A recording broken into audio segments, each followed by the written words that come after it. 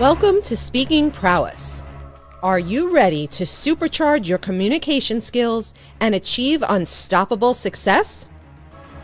You're in the right place. Join Sifu Rafael, visionary founder and world-renowned master instructor, as he transforms leaders into powerful communicators. Joining Sifu is co-host Brigitte Hufele, a dynamic businesswoman, global speaker, and NLP master trainer, and the Skilled Center of NLP team. They will deliver unmatched expertise and energy to every episode. Prepare to unlock your full potential and make every conversation count. This is Speaking Prowess, where your journey to communication mastery begins. Kara, good afternoon. Happy Friday. How are you today? I'm wonderful. Thank you, Sufi. How are you today? I'm incredible. Getting better every day. Actually, I say exceptional.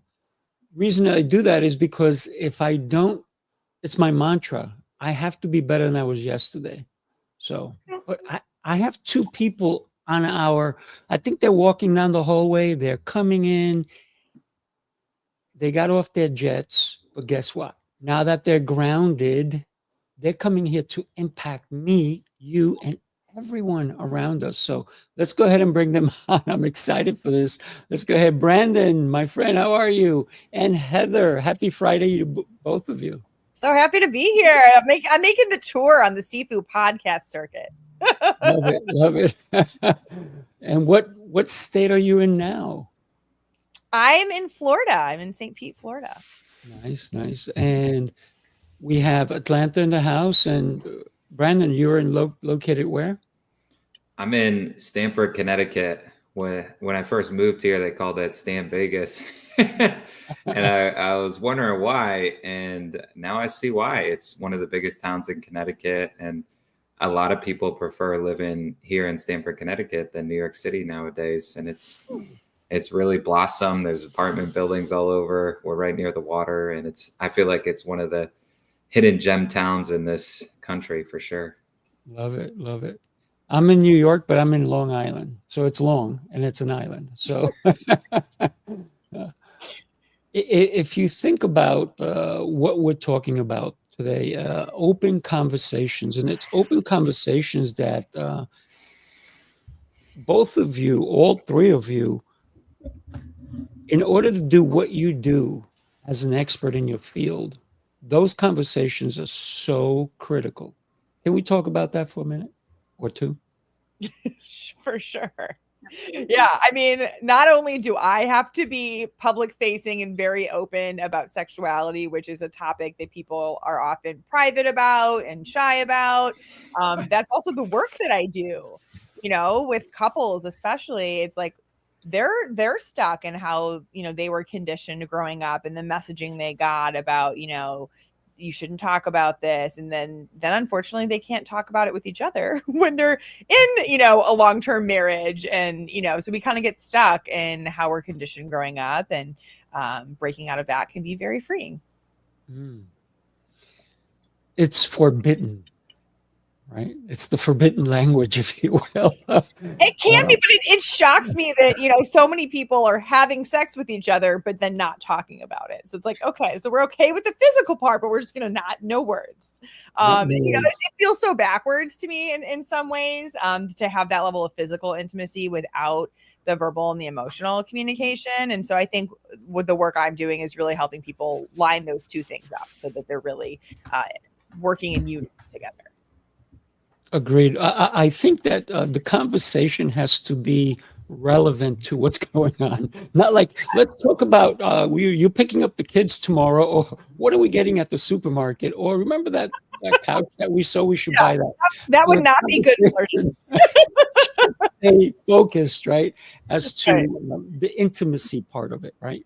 Right. And actually what you just said, I know it was a joke. That's actually what happens a lot, is people get so consumed with like the co-parenting and the errands and the work and, driving kids to different sports things that they're like, oh, there's no romance. There's no flirting. There's nothing that's really connecting us on a romantic level. By the way, this show is very conversational. So Brandon, Kara, you guys jump in. And Brandon, because you help people become speakers, and it you see the difference with a speaker who's on stage and they bring their heart, they bring stories, but sometimes it's so intimate for them to even speak about their life that they have trouble with it.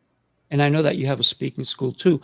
How do you help them associate that? Well, it's funny because to kind of touch on what Heather was saying, like I'm glad that we're on this call with a sex therapist, because I actually started speaking because I used to go out to the bars and I would be so frustrated that I had to wait for my friends to go talk to the girls to then eventually sneak into the conversation.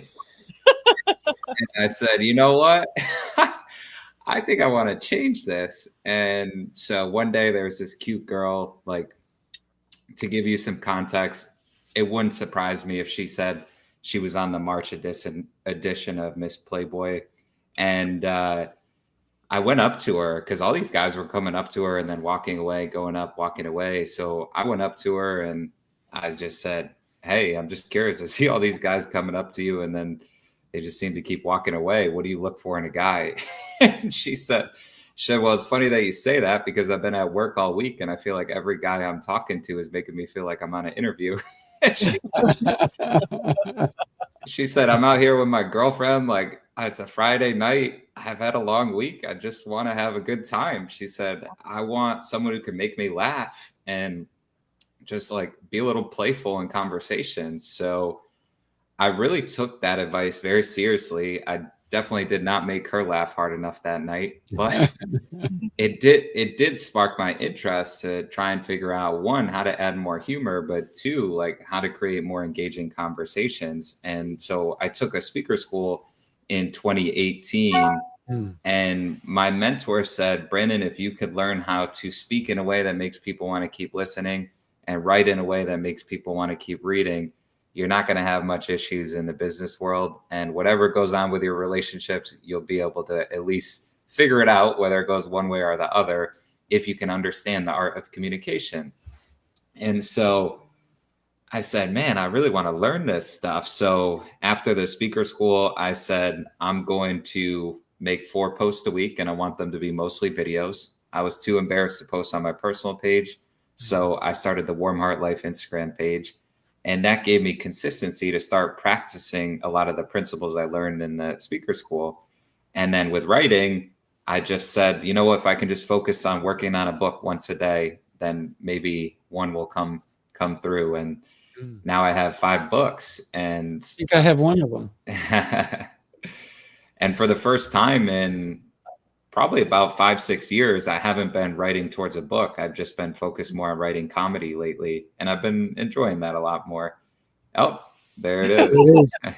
Brandon, that's so interesting. You mentioned the comedy too, because I've been doing improv training since September and I really didn't approach it from like a work standpoint, but I'm getting to a point where I'm seeing the overlap in terms of just like freeing yourself up to be more uncensored and like risking making a fool of yourself and like, oh, here's me trying to be funny and like not actually being funny at all. You know, so there's something to that though. There's something to like bringing in the humor and bringing in the entertainment that also helps get your message across. So yeah, and that's like, to touch on that and to Sifu's question, that's a lot of what we teach in the speaker school is hands-on stuff. So we teach people improv drills. We get people walking in front of the camera, because at the end of the day, you could teach people all you want about the structure of a speech, but until your eyes are looking at other eyes and you have to say stuff, you're not going to really understand what you need to understand to become a phenomenal public speaker. So much, we focus 1/3 on the education, that's it. And then we focus 1/3 on content creation and then 1/3 on repetition. And the reason why people do the speaker schools more than once is because we focus on what people actually need, which is content creation and repetition. And the education part, it gets more sunken in the brain and more applicable when you're actually doing hands-on stuff. Same with a lot of the stuff all three of you teach. That's very similar there.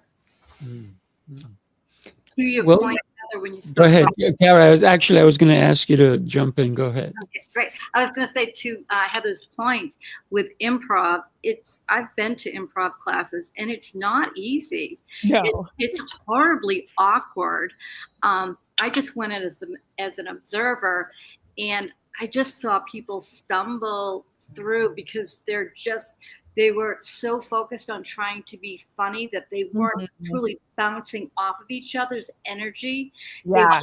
They weren't picking up they weren't connecting. And so that's what makes it like really like a hard to watch, but you're like this. But when you get somebody that has that rhythm, and then, like I just went back to Boston. I'm from Massachusetts. And, I get together with people that I knew since I was like 4 or 5 years old, and I'm almost 60. So we're all together. I haven't seen some of these people in, 40 years, and picked right up where we left off, ball busting each other back and forth, laughing, having a good time. I mean, it's just picking up on the energy. And there were a few awkward moments here and there. I had a bunch of people from different pockets of my life, so I didn't know how they were going to do it.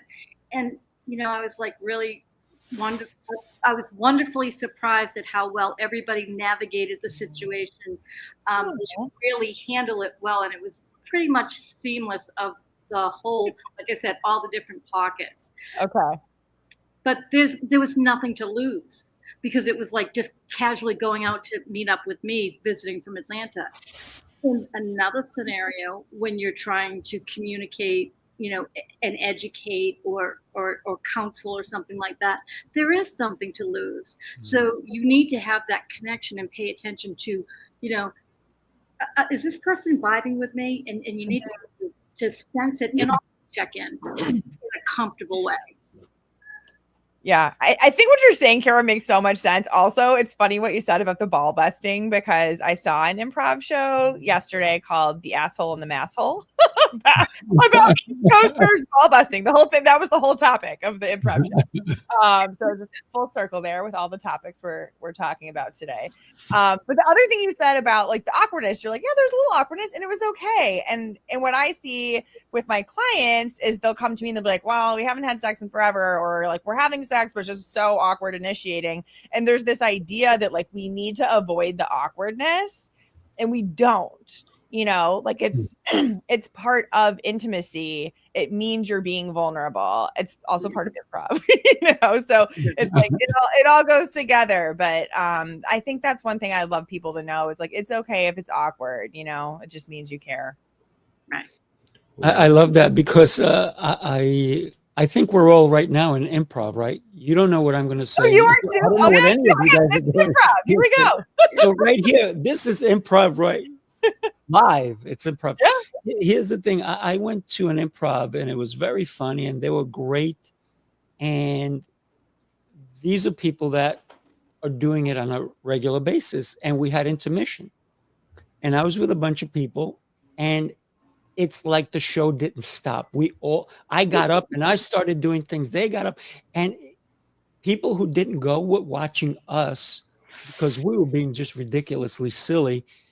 But we were laughing so hard that when the cast came back, we were like, okay, be quiet, be quiet. They're coming back. But it was so freeing. And sometimes if you love people watching, that's improv right there, because you're looking at them. If they're far away, you're kind of in your own head. You have this dialogue going on. And that's why I love people watching. It's so incredible because their body language, and Brandon, you know this about body language, it tells a story, whether they're mad, happy, sad, whatever it is. And if you're able to hear their voices, then you can hear the inflections and so forth. It's such a beautiful thing that I think intimacy has to be improv. Can you imagine? Okay, I have a date and we're going to have sex, and now I got to go through the script first. So Oh, wait, I'm on the wrong page. Hang on a second. Right. This is your part. Okay, now your turn. Oh, wait. Slightly. This is where I touch. Oh no, wait, wrong part. So we should engage. We do every day. We just don't realize that improv is what sets our life up to be exciting and fun. But we forget that sometimes. Sometimes we get so tunnel vision or focused in on what we want that, and I'm going through some things right now where I'm exploring, like letting go of my expectations and just allowing everything to unfold in front of me, and then pick and choose what works for me. And then all of a sudden, and I've heard someone refer to this as like you attract allergies and I'm sorry, there's attractions and allergies with people, and so you want people to be a little allergic to you because they're not your people, but then the people that are attracted to you, they are in your circle, and then those are the people that you'll consistently flow with. There'll always be hiccups along the road, but they're your people, and they challenge you, and they bring you to different heights. And then also another thing that I heard, and I really wanted to share this with you, Heather, because I thought it was great, and it was a piece of a poem, and it said, and I can't remember it exactly, but it just came to me this morning. It was something like, I love the way you laugh in my mouth as you kiss me. Oh, that's interesting. And it's true, because like there are some people that just like, it's so passionate, and I'm just like, I'm a ball buster, and it's like I'll laugh in your face and then like passionately kiss you, and I'll do it all at the same time. It's like, it's who I am. I can't be serious all the time, but I want to do, I want to have that connection, and it's just, I can be serious, but not all the time. So it's fun. Love that. I like the idea of like getting rid of like how things should go. Right. Like that's a big part of my work too. People have this idea of like what sex should look like, what intimacy should look like, what initiating should look like. And I kind of just offer to them, like, what if we just get rid of all the shoulds? What if we just are kind of present, practicing some mindfulness in the moment, and notice, one couple I've been working with, I'm like, notice where you feel pulled and notice where you're pushing. It's like if you're feeling like naturally wanting to lean into something or kind of like called to like escalate something, great. And if you're feeling like, oh, I should be, then don't do it. So just noticing that like internal push and pull. It's very interesting, but if you look at any movies and they show the awkwardness of intimacy, those are the funniest movies. Yeah. I mean, think about Something About Mary, right? What a funny movie, right? Especially when she thinks it's gel and puts it on her own hair. It's hysterical, but it's life. And we sometimes think that our life has to be scripted every minute. Yeah. But when we learn to truly live and be who we're supposed to be, I think that's the beauty in what life brings to us. Brendan, I wanted to ask you, how did you come about Warm Heart Life? What was the catalyst for that name?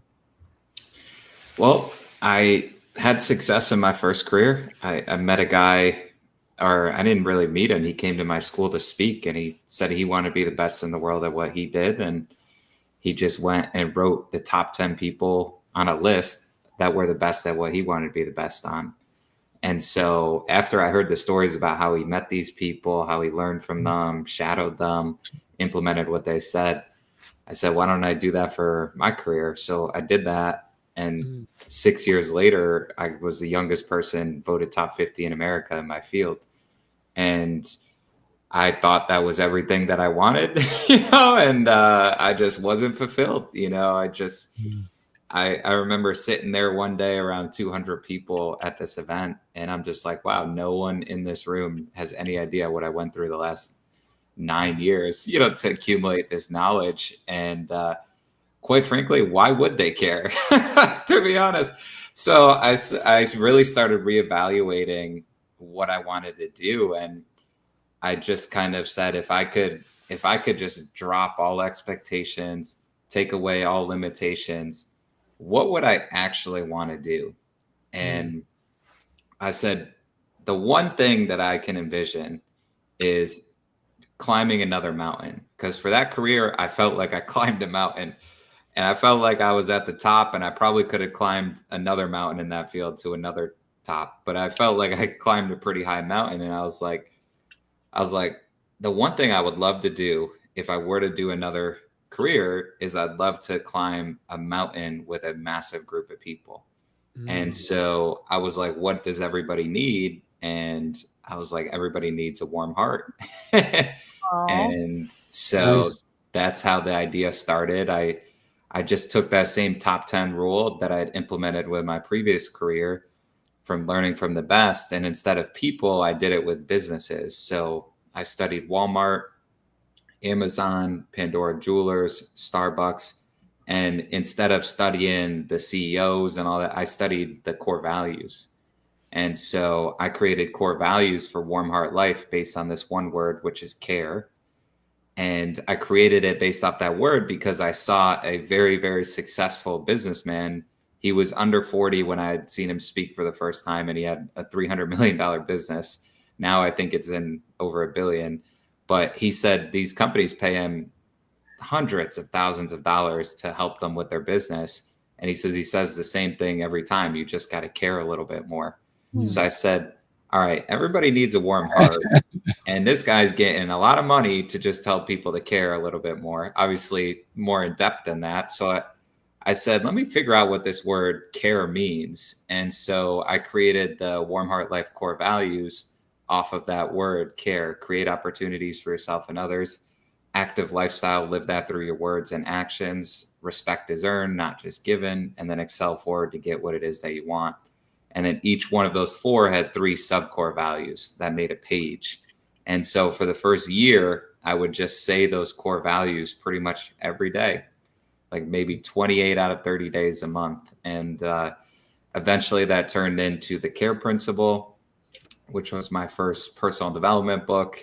And then eventually that turned into, like a year or 2 later, coming up with the big vision to one day have 10,000 student universities.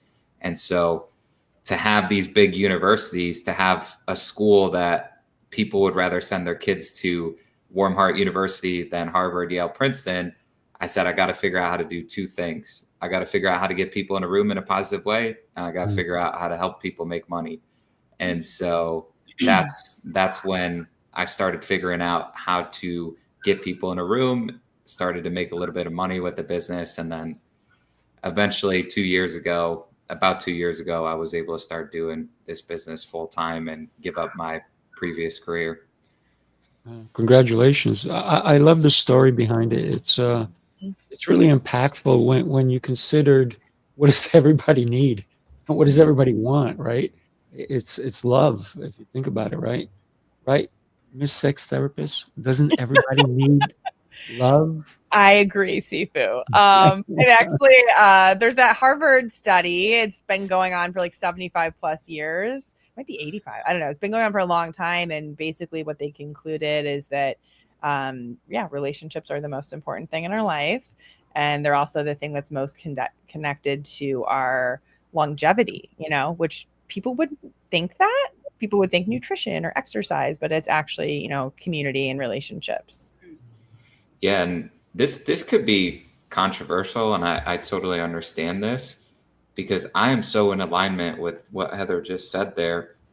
And I look back at one of my big inspirations towards Warm Heart, and I saw this TED Talk, and it was by this lady, Susan Pinker, and she said the number one key to longevity isn't what most people think. It's not whether you smoke or drink. It's not whether you work out or don't. It's not whether you're obese or not obese. It's not genetics. It's not air quality. She said the number one key to longevity is social integration, and a close second is close relationships. Mm-hmm. And the reason I say this could be a little bit controversial is because during the pandemic, what did you see rise? You saw depression rise, divorce rise. And I, for the first 4 months, I felt like I was just focused on my business, but I felt very alone And I got to a point where I was like, I almost feel like I would just rather like risk whatever, because at that time you had no idea, than have to live like this for the rest of my life. Like kind of that thought that goes through people's mind when they go skydiving for the first time. It's like, I would rather try this than never do this again. And I got to the point in the pandemic where I was like, I just need to get around people. And during the summer of 2020, I started hanging around people again. I started socializing, and I just felt, it was so weird. It was such a weird feel. I just felt better. I don't know how to describe that, but like I could just feel it in my chest that I just felt better. And so you could argue during that time that people would have been healthier if they were around people. I could understand how things happen, but you could argue that that pandemic caused more worse by people not being able to be around each other than not. And so that's why in 2021, I said, you know what? I don't see anybody around my area hosting in-person events. And I said, screw it. I'm going to have an in-person personal development conference. I don't know if the government's going to shut it down the day before or not, but I'm just going to give it a shot. And I talked about one thing that day that stuck out to everybody. I said 1 + 1 = 2, 1 + 1 + 1 = 3, 1 - 1 = 0, 1 - 1 - 1 = -1. I said, if we can get around more plus ones, more people who we could talk about making more money with, more people we could talk about improving our relationships, more people we can talk about going to the gym, improving our health with, we're probably going to live a much better and fulfilled life. And we're probably going to be a lot less depressed than if we go out to dinner with our friend John or Susie, who's complaining about their boss the whole time, who's complaining about their relationship the whole time. Right. And I asked so many people after that conference, I was not the best speaker back then. I asked so many people, I said, what was your main takeaway? And they said 1 + 1 = 2. I got to get around more plus ones. And for the last 4 years, that's what I've been trying to do. And a lot of people that come to my events have been trying to focus on, just get around more plus ones, more people who can add value to your life. So I love that we're on a call with a sex therapist, because I feel like being able to open up with other people and being able to have those conversations, whether they're romantic or whether they're just vulnerable, there is an art that AI can't take over that humans need. Humans need human connection, and AI can never beat that. It will beat us in a lot of things in life, but not the most important thing that humans need, which is social integration. Yeah. And the warm heart. They don't have the warm heart. She's not just a sex therapist. She's Heather. Oh, thanks. I got to tell you two things from everything that you guys have both been saying is, I'm surprised more people didn't die. And I don't mean this in a negative way, that were killed by their spouses, because all of a sudden they were confined with one another, and they actually had to see who they were married to. Because remember, they got married, this one works, this one works, this one takes it. And they didn't spend 24 hours together normally, except for maybe the honeymoon. And then after that, they did their own things. But all of a sudden, they're mandated to spend time with each other. And then the other thing that, so I'm glad that not that many people died from that. But, what wound up happening is it made some people stronger. It made people realize that, yes, we do need connections. And when I noticed that some of the people who were connecting were just doing it online because they had to work, they still had to, do their jobs. So I created 2 different things during that time. One was Coffee with Sifu. So I can have all my Kung Fu members join and just have regular conversations, no training. And the other one was Cocktails with Sifu. So at the end of the days on Saturday nights, people can hang out and relax and talk about their week or whatever. But it is that connection that you're both talking about, that we're all talking about. We were meant to be with another person, another tribe. And the tribe is what makes us be more. Imagine if each one of us only lived in a cave. How would our lives be? Yeah, I would not be into that. You might be doing a lot of drawing in that cave. Yeah. But I think everything, Brandon, that you said about COVID and relationships made a lot of sense. I actually moved to Puerto Rico in early 2021 so that I could be more outdoors. You know, it's like, okay, if you live in a place where you can be outdoors, because I was living in Chicago, and it's like Chicago winter during COVID when you live alone, very, very depressing. So yeah, that kind of prompted me to move. It also pushed my business online, which was nice. But yeah, I think the contrast, and it's not like ignore. I think I want to be clear. Like, we're not saying ignore all health things or physical things or nutrition or whatever, or do this or don't do this with physical health. But it's like, just don't forget that like relational health is actually maybe the biggest component. And that living in fear is also not good for your immune system. So, so I think just realizing that like it's actually very holistic, wellness and health is not one dimensional. Totally agreed. Yeah. Kara, you're in such deep thought. Tell us what you're thinking about. Word connection is really the whole thing I'm getting from all of this. And like you said, we're not meant to live alone. We're not meant to go it alone. A lot of people over the years have taken such pride in being stoic and keeping everything to themselves and not sharing and lacking actual true connections. And you can have a million friends and not be connected to anybody. But if you have a few people, and almost you really only need one, but if you could have one that has one, to your theory, Brandon, it's the plus one. Now you have a tribe. And so ultimately what we're looking for is to have a better experience and to be supported and supportive. And that connection is what creates that. And when we isolate, like we did with COVID, there's a lot of things we have to look at by ourselves. And sometimes we don't have the best thinking because we're so critical about ourselves. And if you're talking to someone that you're genuinely connected with, and I had a conversation with a friend the other night, and she's like, I wish I could see me through your eyes. She was going through a rough time, and I was just saying, I said, I get this. This is a big thing right now. But if you just peek around the corner, there's a pile of great things. And so the evidence of that bad thing, sure, it's there, but there's piles of great things right behind it. Just kind of move that to the side and focus on the good stuff. And you're wonderful. You're a delight. And she was just like, it was just very helpful. It was helpful for me because it reminded me too that when things get difficult, they're huge and they're all consuming.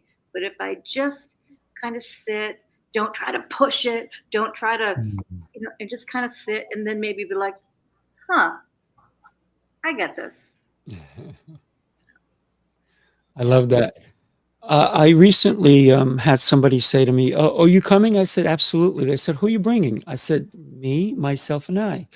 And they kind of laughed, but in reality, I was bringing all three because there's so much to me that we forget to connect with us, right? How do we wake up in the morning? How do we look in the mirror? And then we're going, "Oh, no, I don't like this about me. I don't like that about me." But we need to understand that we are beautiful and that we have this capacity to love others, but we forget to love us. And the important aspect of everything in our life is, what are we doing every day to impact us? Because the bigger impact we have on ourselves, the bigger impact we can have on others. But if we forget us, if we don't put that oxygen mask on, how are we showing up? When we show up, who are we? I bring all three of me. The car's full. Oh, yeah. I think, Sifu, you might know from some of the other shows we've done, but so I do internal family systems as one of the methods I use to help people. And it is kind of about the me, myself, and I, where it's like your self energy which is calm and confident and playful and just all these wonderful qualities, and it has clarity, just kind of a being state, unattached to outcome. And then we have our parts, and our parts are more of like our protective aspects and defense mechanisms. And we kind of like need that. I think of them as like part of ego, and like we need them for functioning in a 3-dimensional world. But we also don't want them leading and running the show. But so much of what I do with clients and myself really is helping people connect their parts to their self energy. And so it's like that is a way we can kind of relate to ourselves internally, and take care of our parts that kind of need that connection with self energy. So I love that. And I think what you're saying is very true. And even with AI, they're realizing that like there's not just one fixed control center. There's actually like multiple. So we contain multitudes. We sure can. We sure can. I love that. I love to get on the topic of public speaking because most people don't realize that when you speak to one person, could be your spouse, could be your children, you're doing public speaking. And a lot of people, they're just afraid to have too many eyes on them, and all of a sudden they're like, "Oh, I can't do this." And Brandon, I want to go into how do we take somebody from public speaking to becoming a paid public speaker, which becomes a professional speaker, because and you can talk to us more about vocal archetypes and body language and mechanics and facial expressions and so forth, because I think that we forget when we are speaking in front of someone else, our face should match what we're saying sometimes. Because a lot of times I'll see friends of mine who do podcasts, and I'm like, "Why were you so angry during that podcast?" They're like, "I wasn't angry." I said, "Well, you were looking like this the whole time." And they're like, "I was?" I'm like, "Yeah, take a look at your own videos so you can see your facial expressions, because they don't feel your heart. Your expressions will give that. The words you use will do that." So, Brandon, I'd love for you to catch us up on that. Yeah, I think there's so many different ways you can go with this question, and I'll go more this direction. It's just like I really hope to debunk the myth or the concept or the idea that public speaking is just speaking in front of people to give a presentation, or you're getting on stage and you're speaking in front of a ton of people. The reason why I profit very well off of networking events is because I share the same stories I share on stage that I do to someone when I'm having a one-on-one conversation. And it's just one of those things. Public speaking is marketing. Public speaking is content creation. Public speaking is sales, whether it's to a big group or whether it's to a one-on-one call, or whether it's communicating to your team what they need to be saying. Public speaking is one-on-one conversations. Public speaking is networking. Public speaking is giving a presentation. Public speaking is getting in front of a group of people. Public speaking is figuring out how to be more of an entertainer. My mentor said, he said, "Brandon, after all these years," he's in his 70s, he's taught public speaking for many, many years. He said, "After all these years, the one thing I wish I taught more was that when you are on stage, when you are speaking, you are an entertainer. Your goal is to entertain." So I stopped studying a lot of these top public speakers because they weren't practicing as hard as comedians and singers. Yeah. I started doing comedy because I wanted to start understanding the work ethic of these people who were constantly filling up rooms. I brought a comedian to my conference 2 years ago named Terry Fader. He was one of the top 10 highest paid comedians throughout the 2010 decade, year after year after year. And I asked him some questions, and one of them, we were talking about work ethic. And he said, the funny thing is, they say it takes 10 years or 10,000 hours to become a master. He said, I have probably done 500,000 hours Oh my God. devoted towards my craft. Now, I did the math, and that wasn't really possible.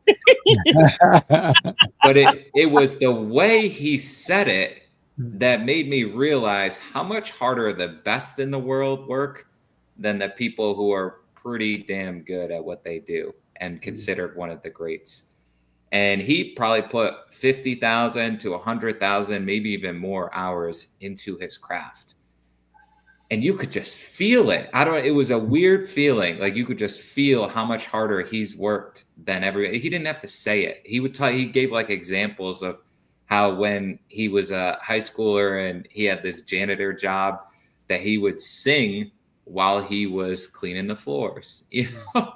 And you start realizing how much, and he told me, he said, Brandon, a lot of people know how to do the physical hard work. They know how to do the like a construction job or an outside job or maybe an office job where you're just putting in the hours. He said, what I like to focus on is the mental work. And he said, I can outwork almost everybody with the brain. And that's why he was one of the most creative people ever in his field. So he was a singing ventriloquist. He won America's Got Talent.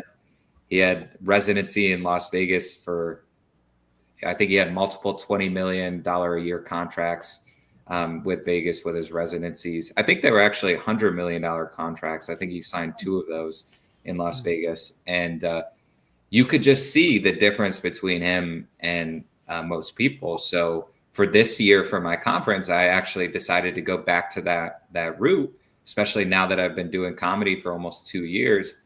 And I'm like, you know what? I'm going to try and bring my favorite comedian. And so he said yes. And I said, you know what? I'm going to do the conference again this year. So I'm just so excited to learn from him, but I'm so excited for other people to learn from him about how to look at so many different things, how to look at filling a room, how to look at overcoming fear, how to look at talking to someone from New York and then going to LA and the difference that happens there. And so I just think comedians, I think singers work so much harder. I don't know how true this is, but I read that Taylor Swift, for her Eras tour, which is the highest grossing tour the entire year, I think ever, I read that for 6 months straight, she sang the 3-hour set every single day. And wow. She didn't just sing the set.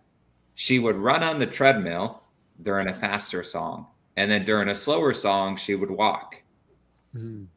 And then obviously eventually got to the choreography phase. And that just blew me away. So I said, okay, let me study Kevin Hart. So in 2023 in December, I find Kevin Hart is performing at the Capitol Theater, which is like 20 minutes from me.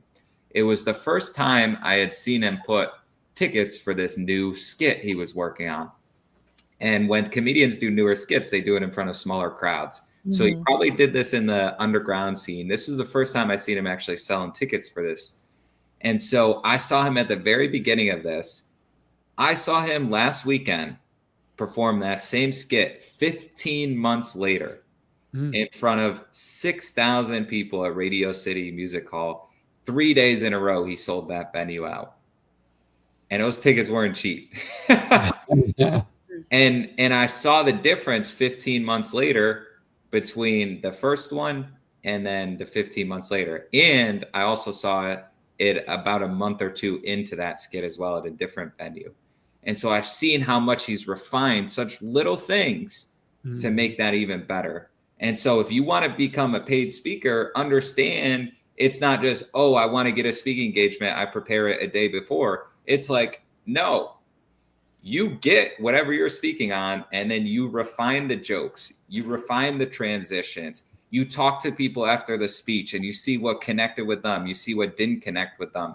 And then eventually you start getting paid because you're better on that topic than anybody else. Mm-hmm. And so to answer your question, if you want to eventually get on stages and then become paid, I would look at it just like a singer does, just like a comedian does, that you will have to practice. And in the book you showed earlier, there's practice drills that people can utilize on a daily basis that will help you become a better speaker. Yeah, this is the book that he's referring to, right? So thank you for sending it to me, by the way. You're welcome. And by the way, I'm going to be at your event in a couple of weeks, so I'm excited for that as well. Fun. Yeah. Excited to have you there. I'm sure he'd love for you ladies to join him too, right? Send me the dates. Of course. Well, you got to go to his website, right? warmheartlife.com. we're wrapping this up right now. What a great conversation. And it was a little spicy because, yeah, we had a sex therapist, but it's not We could what have gotten you a lot more think. spicy, Sifu. I'm aware of that. I think it got spicier on our other show, but listen, it's so important to be able to have open conversations with loved ones, right? And we talked about who talks to the child, right? So we got into a lot of deeper stuff. Mhm. If you need to go look at that show is really incredible. Heather, I love having you on. Thank you. Brandon, every time I've seen you speak, it only gets better, right? And you didn't rehearse this because we threw different questions at you. So this was what? What is this today? What was the show? Improv. Ta-da! Look at that. We all did a great job. Congratulations, everybody. Woohoo! You get your award later. It's coming. Do me a favor. At this time, I'm going to take each one of you and give you 30 to 45 seconds just to promote yourself. So why don't we start with you? Okay, well, as you know, I'm a certified sex therapist. I focus primarily on people in committed relationships who are just feeling stuck and like they've lost the sexy spark. They're wanting to feel close and passionate again. So I help them through my Pathway to Passion coaching program. And I walk people through the 9 steps of the Pathway to Passion so that they can have an emotionally intimate foundation and also a really great sex life. And people can find me at my website, heathershannon.co, or they can check out my Ask a Sex Therapist podcast. So Love it. Love it. that's me. And Brandon, we'll let you go next. Yeah, it's funny. I was in my BNI group. We meet on Thursdays. It's called Business Networking. I believe it stands for International. And we get 30 seconds. And I asked everybody, I said, who in here wants more referrals? And of course, everybody's like, oh, me. And I told them, I said, you know what? I had an event last night, and I feel like every one of these people that were there, at least 5 of them would have connected with each one of you that could have led to a referral, either directly or from them. And so I always tell people, I'm like, listen, you go to my events, you get my network. And my events aren't just speaking. They're a big part of them are making sure that you can get around like-minded people that you can do business with, that you can collaborate with, or maybe that can inspire you to do something that you've been wanting to do for quite some time. So my big conference is April 5th in Stamford, Connecticut. It's the New York City area. And I would love to see everyone there. I'll be there for sure. And you get to talk to Sifu there. Again? We heard about him already. He's going to bring 3 people, by the way. Kara, would you mind going ahead? Yeah, I would just love if anybody was looking to make a change and wanted to make some breakthroughs in their life. I would love to see more people seeking out a coach.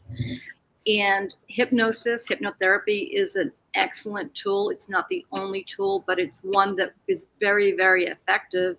I've helped very successfully in under a half hour help people quit vaping and smoking.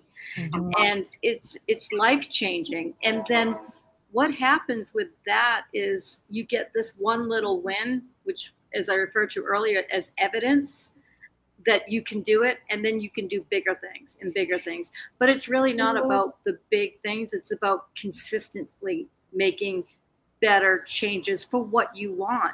And so that can be achieved with a coach that you feel comfortable with. And I would love if anybody felt comfortable or attracted to come and communicate with me, reach out to me, and I'd be happy to work with you. And we'd figure out what modality works best for you. Love it. Love it. Wow. I am Sifu Rafael. Just in case you were wondering, I am that guy. What I love is helping people. That is my passion. That's what God called me to do. And I do have a company. It's called Speaking Prowess, and we help individuals and organizations master communication for greater confidence, clarity, and impact through training, workshops, and we do enhance communication worldwide, one voice at a time. If you're interested, let's have a conversation. Here's the thing. I'm not selling you anything. except I do want your time, right? And that's probably more than your money's worth. So consider any time that you connect with myself, Heather, Brandon, or Kara, that your time is so valuable. Don't waste it. Don't waste it. I know I'm not going to waste it when I come see Brandon. I know that. I know I'm going to have a great time. And by the way, anybody who knows me, I always go for the best. So yeah, I did get the VIP or platinum or whatever it is, because the most important thing that you need to do is be in the room with the right people, right? So if you're going to come see Brandon, if you sit in the back, I'll definitely say hi, but I'd rather hug you when you come in the front. So there you go. There you go. Everybody, thank you so much for watching this show. What a great show. Do me a favor, share it with other people. Maybe they were working, maybe they were busy on vacation, whatever. Still share it, and it'll impact their life. You just don't know how impactful this show has been, even for me. Thank you all. Thank you all. Great to meet everybody. All right. Just stay on. We're going to say goodbye to everybody. Everybody, have a great rest of your Friday. Take care.